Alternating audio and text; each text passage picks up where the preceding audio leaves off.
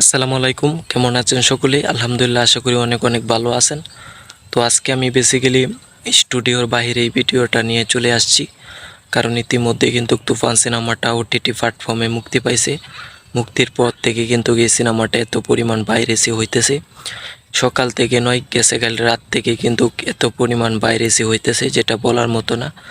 রাত্রে কিন্তু অনেক চ্যানেলে তুফান সিনেমাটা আপলোড করলেও সেই চ্যানেলগুলোতে কিন্তু তুফান সিনেমাটা রাখতে পারে নাই, হয়তো বা 5 থেকে 10 মিনিট রাখার পর এটা কিন্তু কপিরাইট স্ট্রাইকে সিনেমাটা যত চ্যানেলে আপলোড করা হয়েছে সব জায়গা থেকে কিন্তু চলে গেছে। গাইস, গতকাল রাত থেকে আমি এই বিষয়টা দেখার পর থেকে একদমই ভালো লাগতেছে না। রাত্রে কিন্তু আমি এটা নিয়ে যখন তখন একটা ভিডিও করে আমি পাবলিশ করেছি এই চ্যানেলে।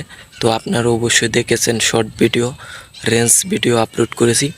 তো আমার কথা হচ্ছে, দেখেন আরেকজনের সম্পদটা কেন বাংলাদেশের আসলে অডিয়েন্সরা বুঝতে পারে না এখন পর্যন্ত, যে এটা কিন্তু ইন্ডিয়ান সিনেমা কিন্তু মুক্তির বাদের দিনে কিন্তু পাইরেসি হয়ে যায়। তো এটা কিন্তু ইন্ডিয়ানা, এটা হচ্ছে বাংলাদেশ, যেখানে একটা সিনেমা জুজু মোবাইলে, ইউটিউবে বা সোশ্যাল মিডিয়া প্ল্যাটফর্মে জুজু একজন অডিয়েন্স জুজু মোবাইলের মাধ্যমে একটি সিনেমা দেখতে পারে, সেই সিনেমাটা সে দ্বিতীয়বার তার মোবাইলে দেখে না। তো মোবাইলের মাধ্যমে যে তারা এই সিনেমাটা, তুফান সিনেমাটা দেখে ফেলতেছে, তারা কি কখনোই সিনেমা হলে যায় তারা আবার দ্বিতীয়বার এই সিনেমাটা দেখবে টাকা খরচ করে? এটা কিন্তু কখনোই দেখবে না।